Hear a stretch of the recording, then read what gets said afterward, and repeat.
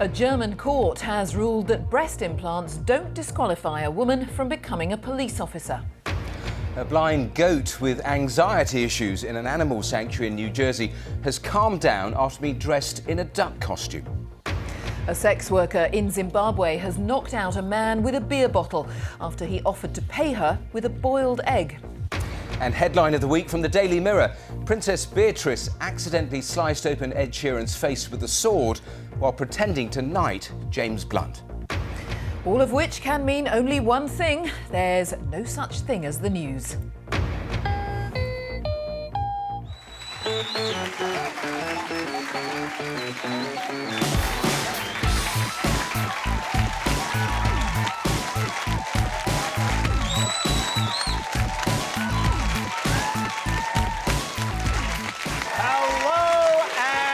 Welcome to the final episode in this series of No Such Thing as the News, coming to you from up the creek in Greenwich, London. My name is Dan Schreiber, and I'm sitting here with Anna Ptaszynski, Andrew Hunter-Murray, and James Harkin.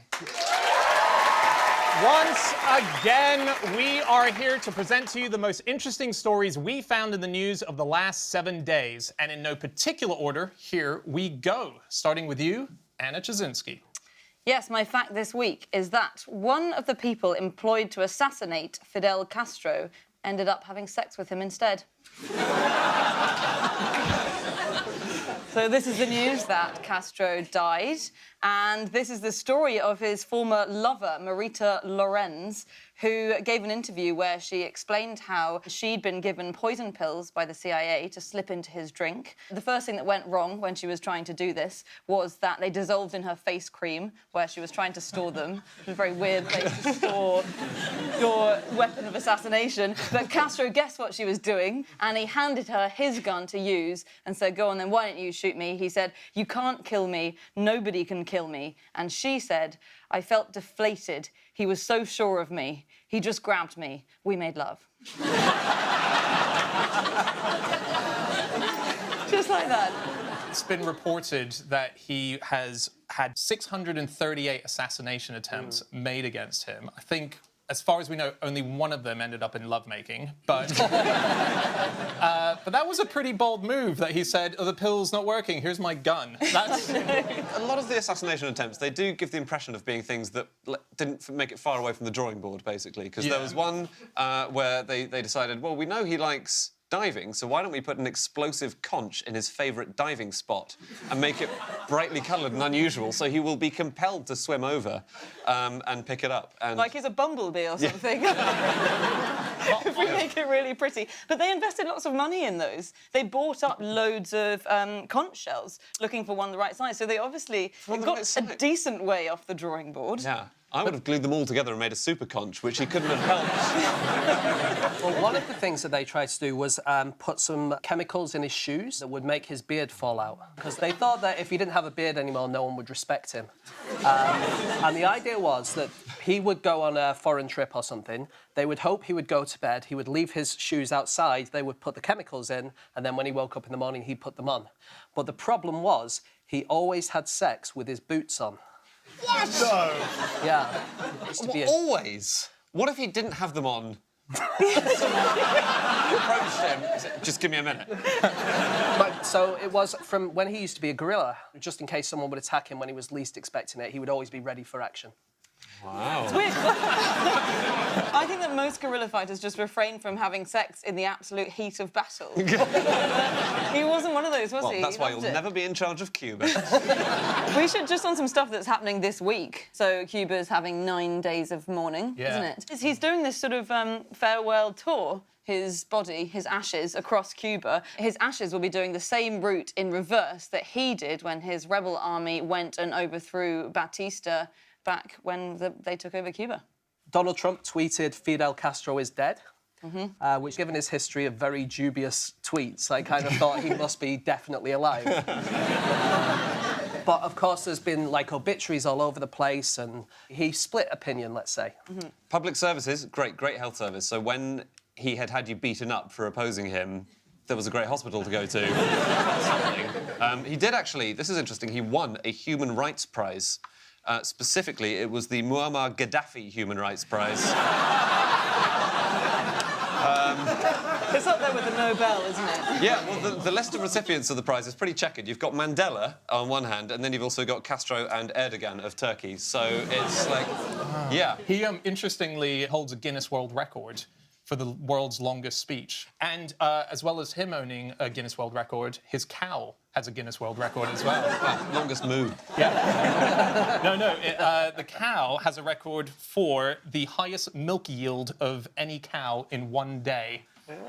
One thing I do know about that cow is it had its own food taster. Castro really loved this cow. He was like, no, he really did. Fidel's got his boots on again. He was always being almost poisoned. He didn't want the cow to be poisoned. And so he had another cow kind of chewing bits of grass. What, so the cow's food taster was another cow? Yeah. That makes sense. You wouldn't want to have a person having to go around eating grass. I wonder if I kept reading about how sort of anti-capitalist he was, obviously. I don't know if you've heard. He was, had a bit of an issue with that. So he was very much against Western pop music, movies, and so on. And then he kind of loosened up a bit on it. So with the Beatles, he banned the Beatles in Cuba. And then on the 20th anniversary of John Lennon's death, he suddenly erected this statue of John Lennon that you can now visit in Cuba. And that's him at the opening ceremony. And they played... Interesting little fact, if anyone ever goes to Cuba and visits the John Lennon statue, the glasses are removable and people kept stealing the glasses. And so someone is now hired to stand by the statue holding John Lennon's glasses. And then if anyone comes up to it, they then put the glasses on so you can see what he looks like with glasses on. Yeah. I would say that is a large softening to go from banning the Beatles to erecting a statue in your land. Yeah. Well, as well, I don't even know if back in the day how hard he was on sort of Westerners, because I read a story about Johnny Weissmuller was in Cuba playing golf when suddenly Castro came onto the course and they didn't recognize that it was Tarzan on the golf course. Until he went... He genuinely did. Yeah. They came in, they surrounded him, and he thought, I've got to do something. And all he could think to do was do the Tarzan call. And then they went, Tarzan! And they shook his hand and brought him back to the US camp that they had. You can't wear that on any golf course I've ever been on. OK, it is time to move on to fact number 2, and that is Andrew Hunter-Murray. My fact is that this week, the safety at the former nuclear plant of Chernobyl has increased greatly thanks to the site receiving some new vacuum cleaners. Very exciting. You may have seen this. The site at Chernobyl has been quite unsafe for a while. I mean, obviously, it's been unsafe for a while.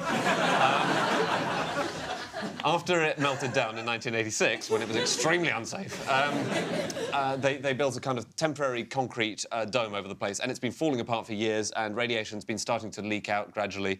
So they've built a thing called the New Safe Confinement. It's a massive, massive dome. It weighs 36,000 tons.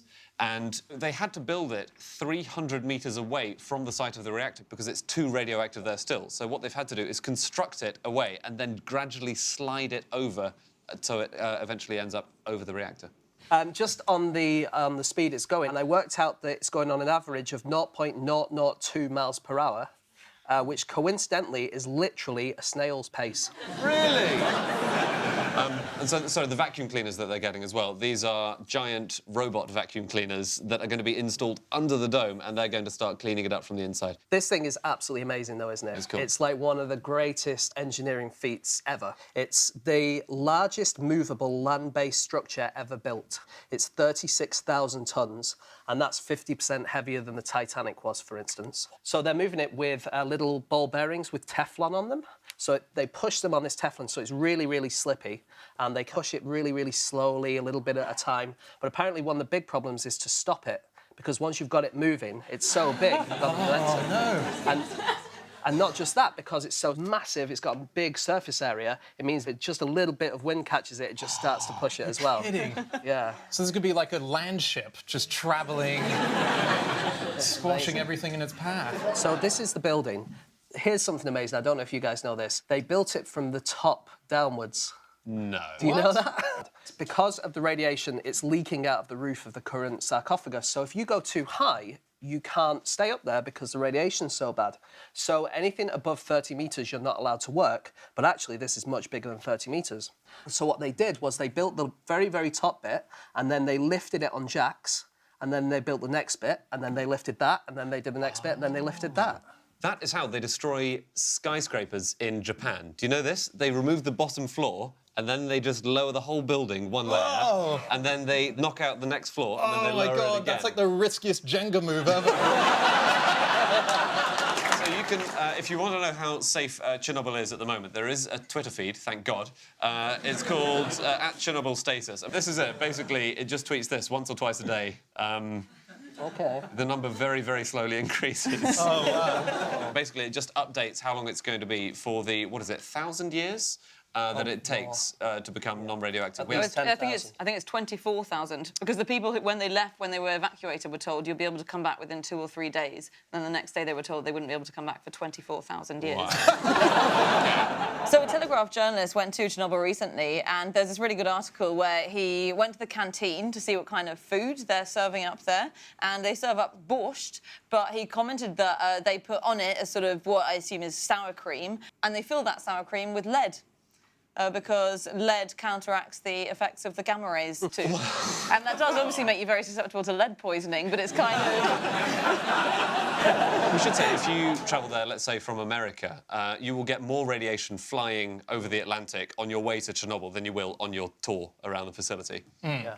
And that's because the higher you are, the more radiation you get. Exactly, yeah. But in the actual centre where the meltdown happened... Oh, yeah, don't go in there. Don't go there. Yeah. One of the sad things that happened was that the meltdown happened on April the 26th, I think, and on May the 1st, to celebrate May Day, they'd planned to open the amusement park in the nearest place to Chernobyl, which was the town of Pripyat. And so there was this amusement park which never, ever got opened, with this old dilapidated Ferris wheel, and it had dodgems. No one ever rode any of that. Still sitting there. Oh, now I'm really upset about the whole situation. It's a real shame. Can I mention something in post-Soviet country news? Sure. It's the last in the series. Let's open the floodgates. Well, I was looking into Ukraine, and that obviously led into a few stories about Russia. And then I read the great story that I don't know if you all saw this week. Vladimir Putin has given Steven Seagal a Russian passport. Yeah, so he's now a citizen of Russia. And I was reading into the story. According to a spokesperson, the only reason they gave it to him is because he would not stop asking them for one. He was incredibly persistent. He just wanted one, and they eventually gave one to him. And Steven Seagal, can I just say, 2016 has been a very bad year, but not for one man, because he has had an absolute ripper. Vladimir Putin, sorry. No, I'm talking about Steven Seagal. Oh, right, sorry, yeah. Because Putin's ear has been... Wow. Let's compare, because I reckon Seagal comes out on top. Come on, guys. OK, all right. He also got Serbian citizenship this year. He was fed a carrot by the president of Belarus. Wow. I mean, he's had a hell of a year. No, you're right. That is better than Putin's year, who has only had all of his geopolitical ambitions realised.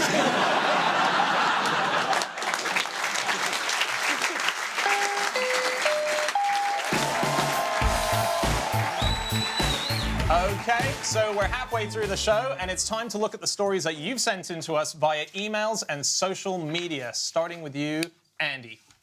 This is sent in by Ryan Goodman, and it's from the Manchester Evening News. It is that a Stockport man is being prosecuted for fraud after selling a Breitling watch on Gumtree and instead sending a banana through the post. Unfortunately for him, the man he sent it to was a policeman. Anna? Yep, my fact is sent in via Twitter from the Church Mouse. This comes from the Telegraph, and it's that the Vatican has refused to let the BBC film one of its letters, a note from Henry VIII to Anne Boleyn, because it refers to her duckies, which is Tudor slang for breasts. And finally, James, what have you got? OK, mine was sent in by Dominic Reason on Twitter, and it is that this week the Bosnian president and 4 government officials gave journalists a private official tour of the new pavement outside the presidency building. Radio Sarajevo dubbed the pavement tour the event of the year. and they broadcast it live on Facebook for anyone unable to attend. There's Steven Seagal kicking himself he didn't get Bosnian nationality. Okay, it is time to move on to fact number 3, and that is James Harkin. OK, my fact this week is that if Jill Stein gets her way of a recount in Pennsylvania, they're going to have to recheck votes that were made for Mickey Mouse, Wonder Woman, and Harambe the Gorilla. Also, none of the above, We Deserve Better, and Shoot Me Now.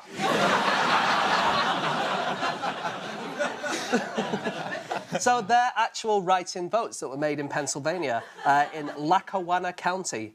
And this election has been, it's been a really good year for write-in candidates because basically no one wants to vote for the other two, or the other three, or the other four, if you include Jill Stein and Gary Johnson as well. Which you are the first person ever to do.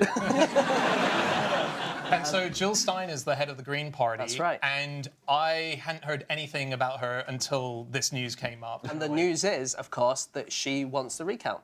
Yeah. Isn't it? She's managed to get, I think, $7 million almost on a crowdfunding site, which is twice as much as she managed to get for the actual campaign. Wow. And a lot of people have quite cynically said that perhaps maybe this is not her trying to make sure that all the votes are counted, but more it's trying to increase her face in American politics. And maybe even, dare I say, get the Green Party a much bigger mailing list than they currently have. But I am not that cynical. But also, when she first announced that she was going to do this, she went on TV and she said that the fact that the Democrats weren't pushing for recounts was evidence that the party was corrupt. They should be behind this. And so Hillary's camp then did say, we support the recount. And as soon as Hillary's camp did that, Jill Stein released a few tweets. So here's the first tweet. Why would Hillary Clinton, who conceded the election to Donald Trump, want recount 2016? You can't be on again, off again about democracy. So she lobbed it up for her to join it and then slammed her down. The write-in vote thing is interesting, though, because since the election, we found out a few of the write-in votes. For example, in Gwinnett County in Georgia, votes were counted for Freddie my cat, a cockroach, puking dog, a potato. There was a bit of a competition between Jesus Christ and God. Jesus got 100, God got 22. Somebody else voted for I just can't do it. My favourite one was, so, you know, on many of the ballots across America, you were voting for other things as well. One thing that was on a lot of them was whether to legalise marijuana. And in Florida, that was on the ballot papers, and actually that's gone through, legalising marijuana for medical purposes. But one person, under the president option, he just wrote, I only came here to vote for weed. So Jill Stein thinks that the election might be a bit dodgy and she wants to check it again. Hillary's now got on board. At least Donald Trump is pretty certain that everything was fair, right? No. Yeah. Unbelievable. It's quite interesting. So Donald Trump obviously sent out these tweets in the last couple of days saying that actually if it hadn't been for widespread voter fraud in other states, then he would have won the popular vote easily. And he's actually also said, had I bothered to try and win the popular vote, I would have found that much easier than winning the Electoral College. He's also said that if they had a recount, it would have the exact same result. So basically, not all the things he says can be true. Everyone's saying that he doesn't have any basis for these claims about voter fraud in these other states, which he doesn't. But at the same time, Jill Stein has very little evidence that there's voter fraud in the 3 states that she's saying we need recounts in, Michigan, Wisconsin and Pennsylvania. So we shouldn't let this distract us from the fact that Donald Trump is, in terms of all the candidates who've ever won the Electoral College, he is the biggest loser by more than 2 million votes, which is absolutely huge. 4 times bigger than anyone's lost the popular vote and won the college before. It's true. So Hillary won the popular vote by 2.2 million-ish, something like that, which is a higher population than 15 of the American states. Wow. But as a very wise man wrote on Twitter, the Electoral College is a disaster for a democracy. So, could we quickly talk about the French election? Yeah, so there has been an election this week, which is the primaries for the French Republican Party. And the winner is Francois Fillon, who is you would say he's kind of Thatcherite in his in his ideas? He would say that, yeah. He says it a lot. Yeah. He loves espousing Thatcher, doesn't he? And the French hate Thatcher, so it's a really interesting electoral strategy, which has worked, obviously. In the French press, they've said they called him Mr. Nobody. Some people call him Droopy after Droopy Dog. Sarkozy said he was a sad case. Sarkozy came up with the name Nobody, Mr. Nobody. Yeah. And he called him a pliant employee. Oh, it's harsh, that, isn't it? And the French think he has English phlegm. I read one article. And apparently English phlegm is the opposite of kind of a Mediterranean being able to talk very muchly. Your English phlegm is off the charts. Is that because he's married a British woman, hasn't he? Yes. So the new First Lady of France will probably be this Welsh woman called Penelope, and she hates publicity a lot, so she's terrified of the idea that people would ever recognise her. And actually, she walks on the opposite side of the street to her husband to make sure she doesn't even have to be involved in any of the publicity. Do you know I found really interesting about the French election is that we will possibly see next year Fillon coming to London to campaign for the French election. OK. And in the last two French elections, the candidates have come over to the UK because London has over 300,000 French people here, and they consider it the 6th largest political city for the French elections. And Sarkozy, when he was last here, which was in 2007, campaigning to Paris-on-Thames, as they call it, he said, "France is still your country, even if you're disappointed by it."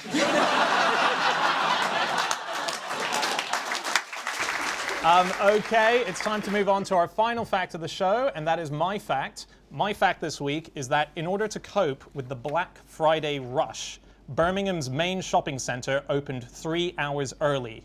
But in the end, the only shop with a queue was Greg's. Under the Christmas tree. Everyone frantically Googling, how long does a steak bake keep? Yeah, so Black Friday. It's Black Friday. It's Cyber Monday. Oh, it's Bollocks Tuesday. It's nonsense. Yeah, no, Black Friday is not something that...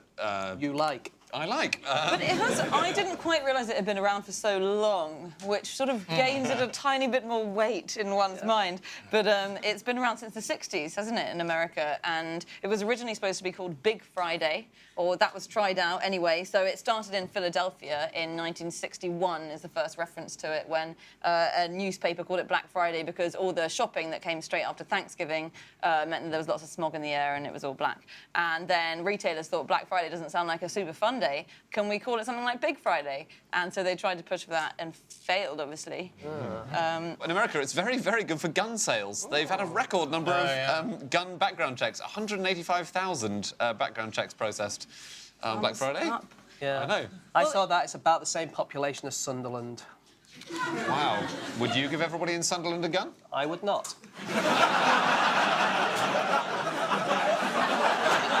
It is on the wane, if it makes you feel better. What, Sunderland? Yeah.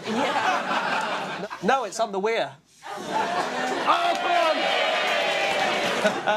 Yeah, so it hasn't done as well this year as it has in previous years, and that's partly because a lot of people are shopping online, so millennials. But another reason that it's on the wane, according to the New York Times, is that it has gone quite badly in Britain for the last years. So the BBC reported last year that there were sort of punch-ups everywhere. There was punching, kicking, people climb over the shelves and the displays. In fact, in Cardiff last year, people were biting each other. They might have just missed the pasty. Black Friday does bring up a few pointless experiments as well. A lot of people have fun with it. For example, there's a very famous card game called Cards Against Humanity. And this year, they have been funding the digging of a hole. And something like 95,000 American dollars has been put into this fund to just keep digging a hole. And it's a hole. It was actually, they cracked 100. They cracked 100,000. Yeah. People said, why aren't you giving this money to charity? And they said, why aren't you giving this money to charity? They did have really good FAQs on their website. It had the question, is this for real? They said, unfortunately, it is. They were asked, where is the hole? The answer was, in America and in our hearts. They were also asked, What if you dig so deep that you hit hot magma? And they responded, at least then we'd feel something. I found quite a good deal for Black Friday online. If you go to Hillary Clinton's website, you can buy a yard sign that says Clinton and Kane for president, which is down from $20 to $3. I went on her site because she's kind of having a Black Friday sale in that I think she's just reduced all prices, but I don't know if it's a coincidence. I think it's a Black Monday, Tuesday, Wednesday, Thursday. Exactly, yeah. But also, she has said that if you spend over $25, you get free shipping. And so I thought, oh, OK, that sounds quite cool. I looked into it. If you bought everything on her site that is for sale, off the back of the price drop, it comes to $12. So you'd have to buy everything twice and one in order to qualify for the free shipping. I want to say that I'm really looking forward to my Christmas presents from both of you two. So Black Friday is not necessarily the biggest shopping day of the year. The biggest shopping day of the year, arguably, is Singles' Day. And this happens in China. So this happens on the 11th of November every year. And that's because the date of the 11th of November is 1111, which is for single people, kind of. And it's to celebrate single people who aren't in relationships. So in the 1990s, then people in China decided to celebrate the fact that they were single, go out, have fun, and then the huge online retailer Alibaba decided to take advantage of this and now offers huge discounts for Singles' Day, and it's in the interest of single people buying themselves a gift, which is a kind of sad, but it is bigger than all the shopping holidays we have on this side of the world. So this year, on Singles' Day, 11th of November, within 24 hours, Chinese people had spent $17.79 billion on just that one site. Wow, that one site? Just on Alibaba, yeah. By comparison, last year, on a combination of Thanksgiving and Black Friday, American shoppers spent $4.45 billion online and $12 billion in shops, so $16.5 billion. So they still spent less, even though it was over 2 days and across all of America, than Chinese people spent in one day on this one thing. And it's a huge deal. People buy really weird things as well. So, for example, last year, people in China bought 2 million litres of milk from a German supermarket. It all came from one Cuban cow.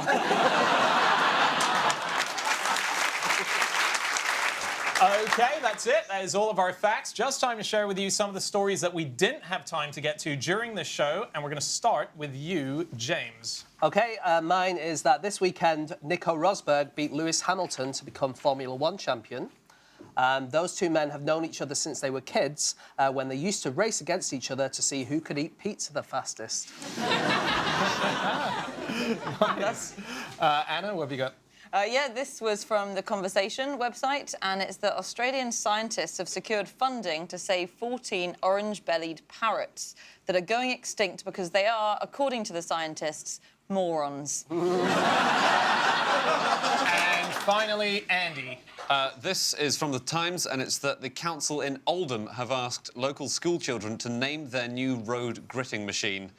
Suggestions from the public so far have included Greta Garbo, Putting on the Grits, Grit Expectations, I'm a Celebrity, Grit Me Out of Here, and Spready Mercury. OK, that's all from me, Andy, James and Anna. We have been No Such Thing as the News. Goodbye.